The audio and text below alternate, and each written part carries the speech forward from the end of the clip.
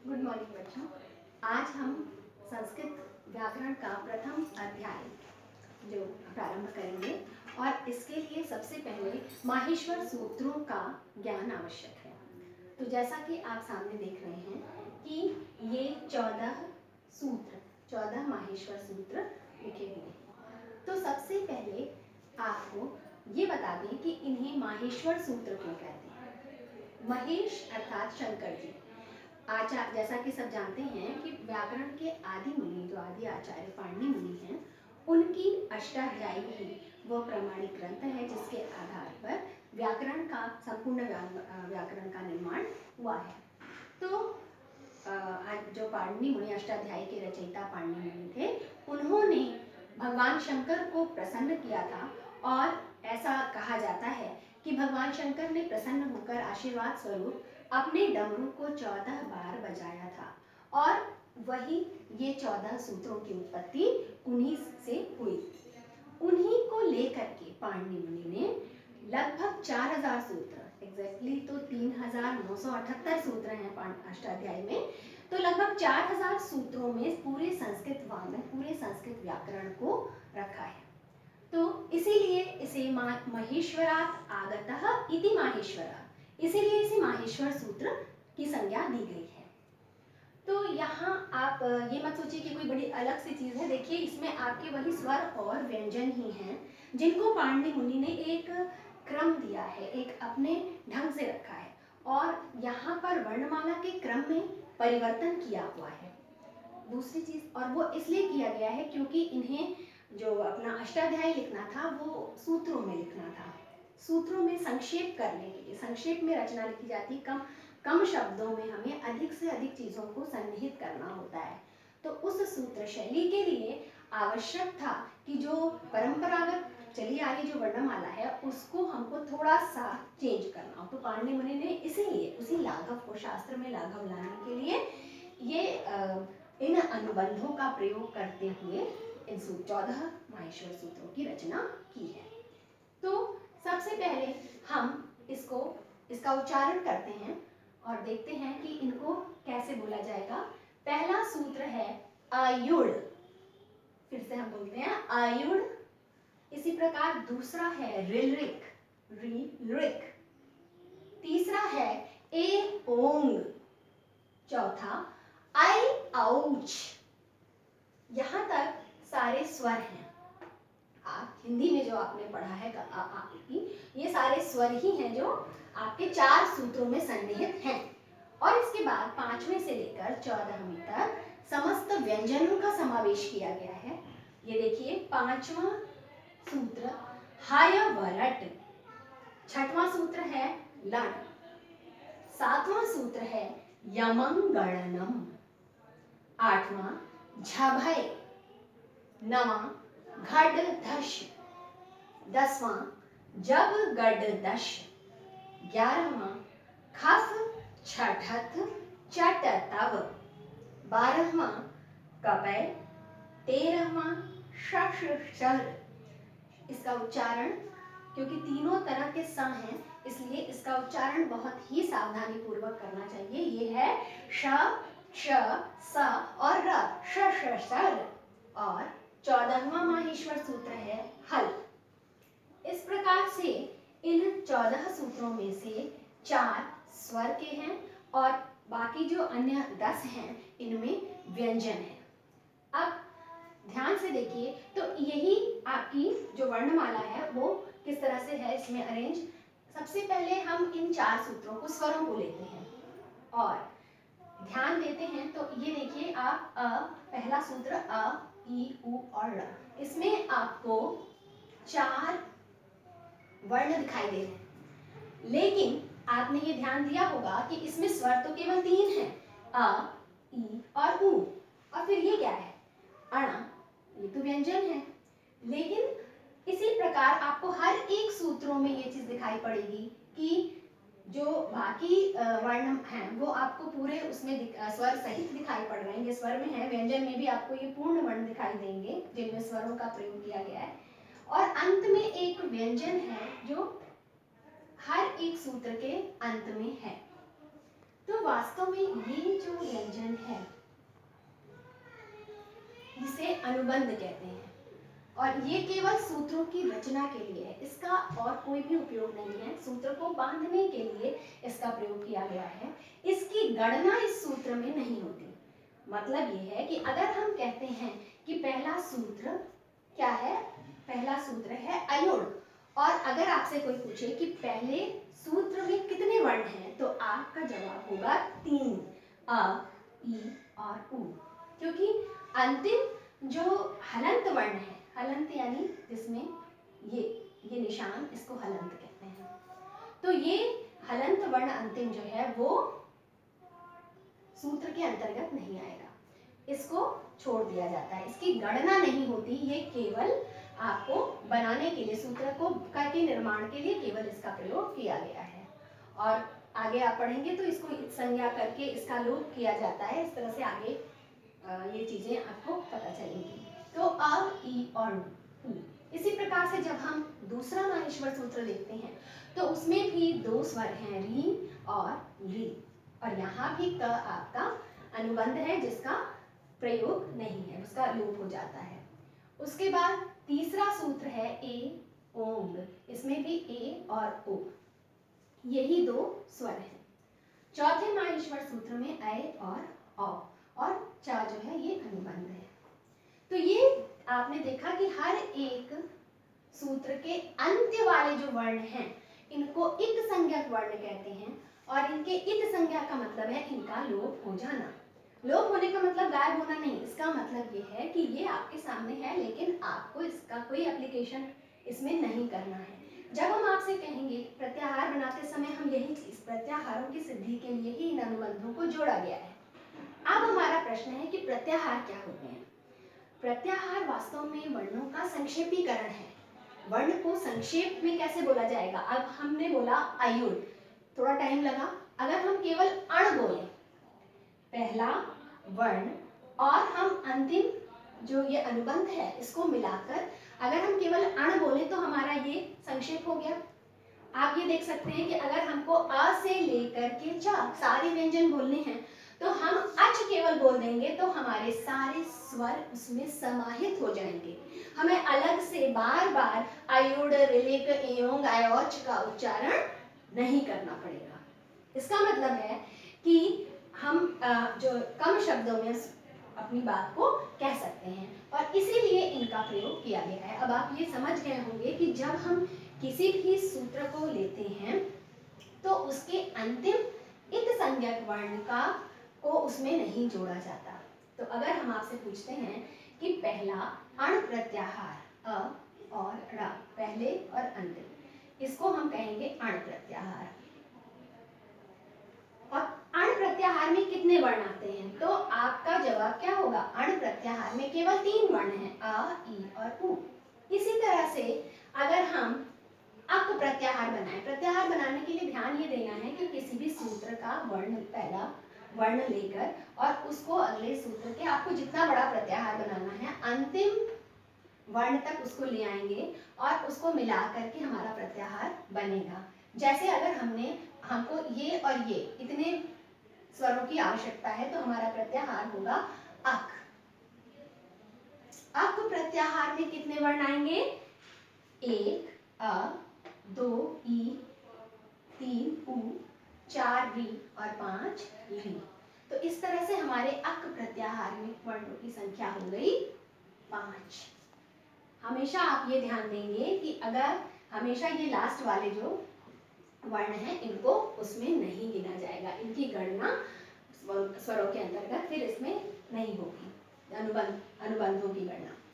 तो इस प्रकार से आप मिलाकर के बहुत सारे प्रत्याहार बना सकते हैं। तो 42 प्रत्याहार जिसका प्रयोग पाणिनि जी ने अपने व्याकरण में अष्टाध्यायी में किया है, तो इन्हीं पर आधारित 42 प्रत्याहार हैं। अण, अक, एंग, एच, आप कहीं से भी बना सकते हैं। जैसे अगर आपने बनाया हल प्रत्याहार तो आपने यहाँ से ह लिया और यहाँ से ला, अब आपके सारे व्यंजन हल प्रत्याहार में आ गए। आपको इतनी बड़ी वर्ण, इसको बार बार आपको इतने 10 सूत्रों के उच्चारण की आवश्यकता नहीं है। अगर आप हल बोलते हैं तो दैट इज क्लियर कि आप व्यंजनों की बात कर रहे हैं। और अगर आप अच बोलते हैं तो इसका मतलब आप स्वरों की बात कर रहे हैं। और इसीलिए संस्कृत में स्वरों को अच और व्यंजनों का एक नाम हल भी है। तो अब आपको इतनी चीजें क्लियर हो गई। अब हम चलते हैं कि ये और छोटी छोटी चीजें जो हैं इसमें वो देखती जाइए। सबसे पहला सूत्र जो है वो केवल मूल स्वरों का, पहला और दूसरा सूत्र अगर हम देखें तो इनका डिवीजन जो स्वरों का होता है, जैसा कि आप जानते हैं कि स्वर आपने पढ़े होंगे छोटा आ, फिर बड़ा आ और मिश्रित स्वरों का के बारे में छोटी क्लासेस में सब बच्चों ने पढ़ा है। तो उसको देखिए वो कैसे इसमें अरेंज हैं। सबसे पहला सूत्र और दूसरा सूत्र ये आपके मूल स्वर हैं। इनमें 5 मूल स्वर आपको दिखाई पड़ रहे हैं, छोटा अ, ई, उ, री और री। अच्छा, मैंने छोटा बोला, लेकिन ये छोटे का मतलब सिर्फ छोटा नहीं, इसमें दीर्घ आ भी सम्मिलित है। ठीक है, तो ये मूल स्वर आपके केवल 2 सूत्रों में आ गए हैं और ह्रस्व और दीर्घ दोनों आ गए हैं। अ, ई, उ, री और री, ये आपके 5 मूल स्वर हैं और इन्हीं का दीर्घ रूप आ से ही आपका बड़ा आ दीर्घ रूप है, ई से आपकी बड़ी ई, उ से बड़ा उ, री से बड़ी री। और ये री स्वर जो है इसका प्रयोग अधिकांशतः वैदिक संस्कृत में होता है और लौकिक संस्कृत में इसका प्रयोग प्रचलित नहीं है। तो इस प्रकार से ये आपके स्वरों में ह्रस्व और दीर्घ स्वर इन्हीं 2 सूत्रों में कवर होते हैं। तीसरा जो सूत्र है और चौथा, इनको मिलाते हैं तो ये आपके मिश्रित स्वर हैं, एओंग और एओज। इसमें आपको एओंग और एओज में कितने स्वर मिले? 4। 2 इसमें ए और ओ और 2 इसमें ए और अ। और ये चारों स्वर मिश्रित स्वर हैं। मिश्रित क्यों? मिश्रण का मतलब आप जानते हैं कि 2 चीजें मिला दी जाए तो मिश्रण। तो वैसे ही ये अकेले नहीं है। ए आपका क्या है? आ प्लस ई बराबर ए, मिश्रित स्वर है। और ऐसे ही उ आपका क्या है? आ प्लस उ बराबर ओ। तो अगर हम इन मूल स्वरों में आ और ई को मिला देंगे तो हमारा ए बन जाएगा, और अगर आ को उ से मिला देंगे तो हमारा ओ बन जाएगा। इस प्रकार से ये अपने में स्वतंत्र स्वर नहीं है, बल्कि ये 2 स्वरों का मिला हुआ रूप है और इन्हीं दोनों का दीर्घ रूप आय और औ है। इस प्रकार से 4 सूत्रों में आपके ह्रस्व, दीर्घ और मिश्रित ये सभी स्वर आ गए। इसके अलावा प्लुत स्वर भी जो आपने पढ़ा है उसमें कुछ नहीं होता, उसमें स्वर को खींचा जाता है। एक जो स्वर मात्रा जो है बोलने की, जैसे अगर हमने उ का उच्चारण किया और आपने ओम शब्द से सब परिचित हैं, तो 1 मात्रा का समय हमारा उ बोलने में लगा, उ बोलने में 2 मात्रा का समय लगा। और जब हम ओंकार का उच्चारण करते हैं ओम, तो हमारा उससे कई मतलब 2 मात्रा से ज्यादा का समय लग जाता है। तो ये जो खिंचाव है शब्द का, स्वर का, उ, तो वो प्लुत स्वर कहलाता है। प्लुत स्वर स्वर ही है, इसमें केवल मात्रा का अंतर है कि आप कितने समय तक उसको खींच कर बोल रहे हैं। तो इस प्रकार से जो आप स्वरों का विभाजन आप जानते हैं, ह्रस्व, दीर्घ, प्लुत स्वर, वो और साथ में मिश्रित स्वर, ये चारों आपके इसी में क्लियर हो गए। ठीक है, अब हम आगे बढ़ते हैं व्यंजनों की ओर। तो जैसा कि आप देख रहे हैं कि हा से लेकर ला, हल, सारे 10 सूत्रों में आपके व्यंजन हैं। व्यंजनों को भी एक बहुत ही अच्छे ढंग से व्यवस्थित किया गया है।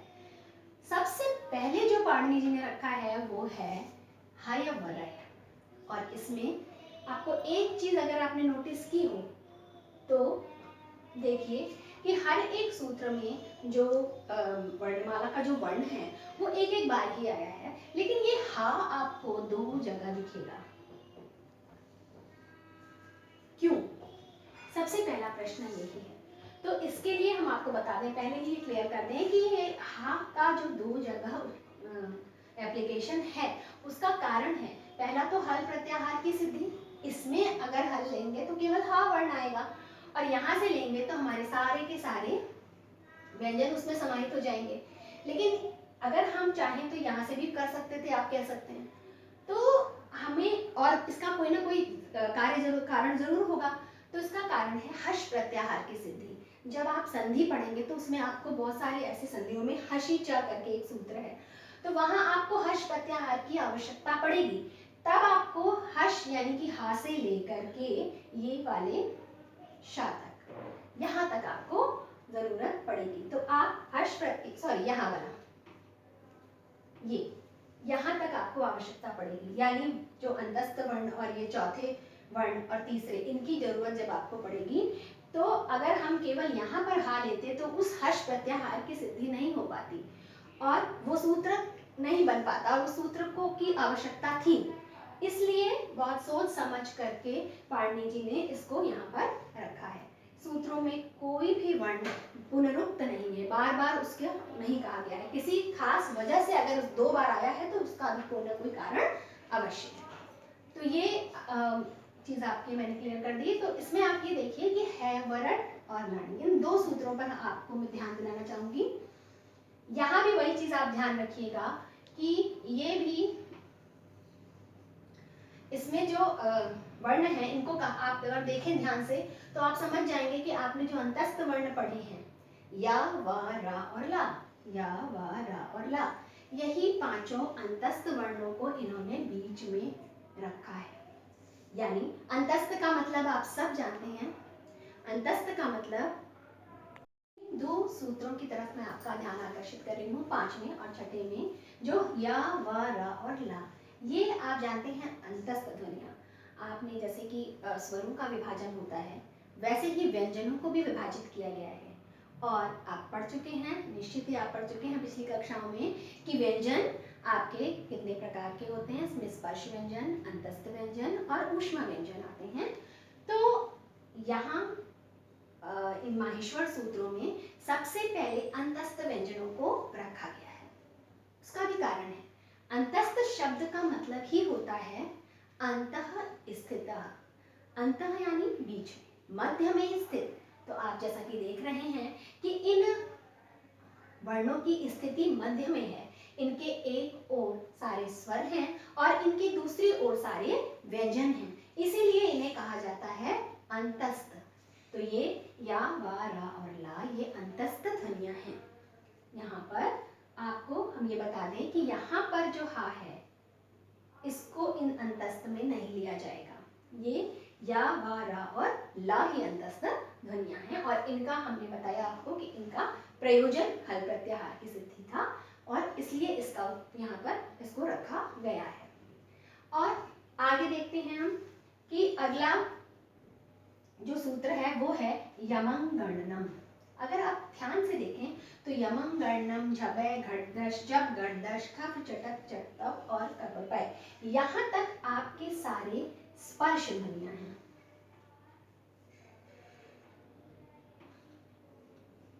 ये दोनों अंतस्थ हैं।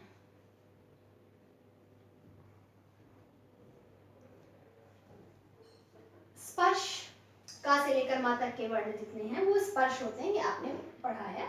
और इनको रखा कैसे गया है कि सबसे पहले जो आप सभी जानते हैं कि का, खा, गा, घा, अंग, चा, छा, जा, जा, ञ, इसमें जो अंतिम वर्ण है, अंतिम वाले सारे जो 5 वर्ग हैं, इन 5 वर्गों का जो अंतिम वर्ण है उनको लेकर के 7वां सूत्र बना है। इया, चा, छा, जा, झा, इया, म, पा, फा, बा, भा, म, अंगा, का, खा, गा, घा, अंग, अण, चा, छा, जा, झा, अण, न, ता, था, धा, धा, न।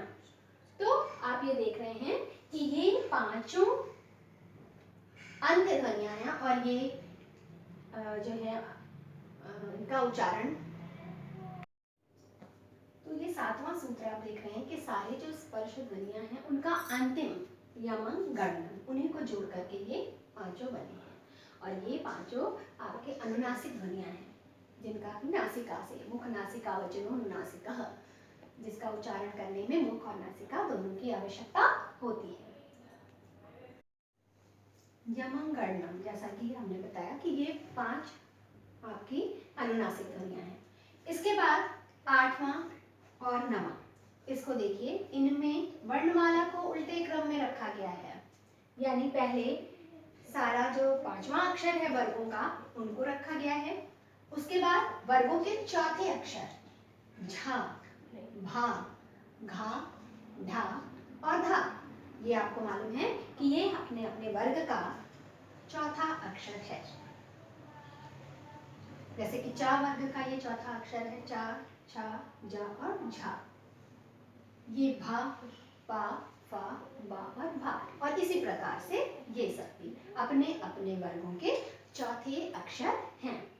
तो ये जो आठवां और नवां सूत्र झगय और घटदश है, ये चतुर्थ अपने अपने वर्गों के चतुर्थ वर्णों को लेकर बनाया गया है।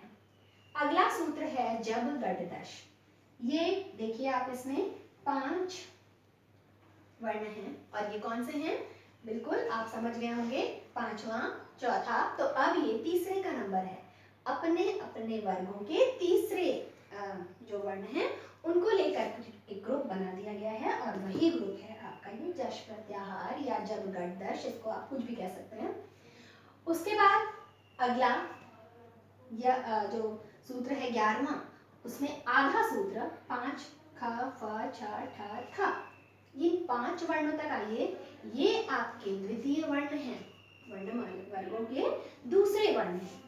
का दूसरा वर्ण खा, पा का फ, चा का छा, चा और ठा और ये था। तो इस प्रकार से ये आपके द्वितीय वर्ण हैं। और फिर अंत में च, ट, ता और 12वें में का और पा, इनको मिलाकर 3 और 2 5, यानी कि वर्गों का पहला वर्ण है का, पा, च, टा और ता, अपने अपने वर्ग के पहले अक्षर हैं। और इसके बाद इन सारे को अगर हम देखें तो यहाँ से अंतस्थ वर्ण के बाद ये सारे स्पर्श थे, स्पर्श ध्वनियां। क से लेकर म तक के जो व्यंजन हैं, कादयो, मा, वसाना, स्पर्शा, उनको स्पर्श कहते हैं। तो ये सारे स्पर्श व्यंजन हैं। और इसके बाद आता है व्यंजनों का तीसरा विभाजन, जिसको हम कहते हैं ऊष्मा। तो अब हमारे पास बच रहे हैं केवल 2 सूत्र, और इन दोनों सूत्रों में वास्तव में आपके ऊष्म व्यंजनों को ही सम्मिलित किया गया है। और उसमें आपका जो श है, 3 प्रकार के शकार हैं। एक तो आपका तालव्य शकार श, दूसरा आपका मूर्धन्य शकार श, और तीसरा आपका दंत सकार स। ये 3 आपके 13वें सूत्र में हैं और 14वें में आपका ह। तो बच्चों, ये आपकी पूरी वर्णमाला हो गई और क्लियर हो गया आपको कि इसमें पहले से लेकर 4 तक, यानी अच प्रत्याहार में सारे स्वरों का परिकरण किया गया है, और हल प्रत्याहार में सारे व्यंजनों का, ये जो अगले 10 सूत्र है उसमें सारे व्यंजनों को किया गया है। और इनका अरेंज करने का तरीका भी अब आपको समझ में आ गया होगा कि सबसे पहले मूल स्वरों को रखा गया है, उसके बाद मिश्रित स्वरों को रखा गया है, और उसके बाद स्वर और व्यंजन के बीच में 2 सूत्रों में अंतस्थ ध्वनियों को सजाया है, और बाकी अंत में उसके बाद जो का से लेकर मा तक का आपका पांचों वर्ग है उसको उल्टा डिवाइड किया गया है। यानी सबसे पहले पंचम वर्ण, उसके बाद चतुर्थ वर्ण, उसके बाद तृतीय, उसके बाद द्वितीय, और अंत में सबसे प्रथम वर्णों को रखा गया है। और लास्ट के जो 2 सूत्र हैं ये हमारे ऊष्मा व्यंजन हैं। इस प्रकार से इन माहेश्वर सूत्रों में आपका सारा वर्णों का कैसा वो है वर्णन, वो आपको अपने अच्छे से बताया। अब इसका आप अच्छे से उच्चारण करिए और इसको रिवाइज करिए, और फिर अगला वीडियो